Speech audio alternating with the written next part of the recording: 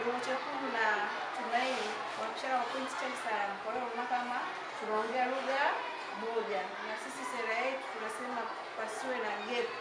Kama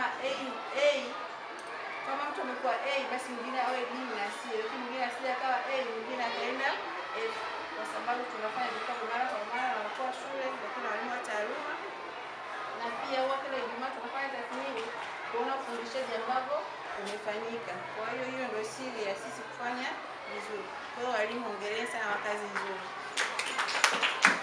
Aidha, matokeo ya darasa la 4 shule zangu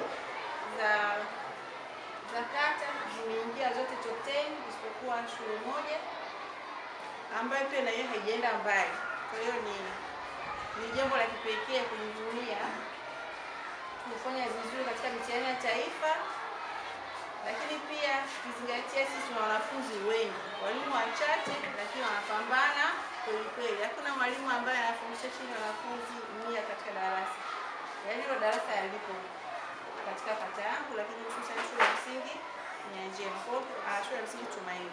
Kwa hiyo wanachofanya vizuri kwa kweli, wanajitoa haswa. Kipindi cha likizo, madarasa mitihani, wenyewe hawana likizo.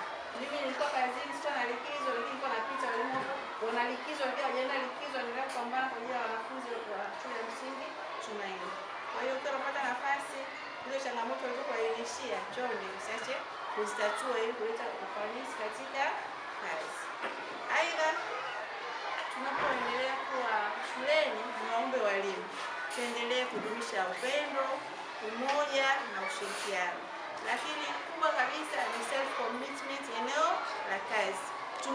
Tumeshaweka alama kiwilaya, tumeshafanya vizuri, hatutarajii kurudi nyuma.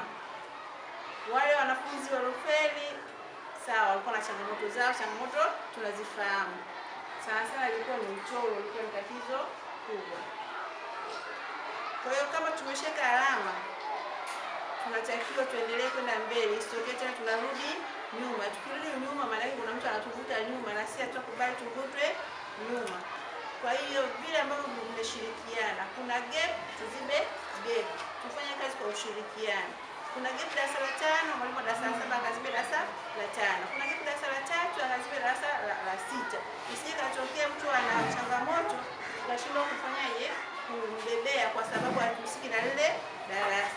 Mimi nawaamini mfanye kazi kwa ushirikiano na kwa upendo, lakini tuzidishe. Tukizingatia eneo la kazi tunakaa kwa muda mrefu. Kuanzia saa 1 tupo kazini, wengine tunatoka saa 9:30, wengine hadi saa 12. Ukienda nyumbani unakaa masaa 3 tu, umefanyaje?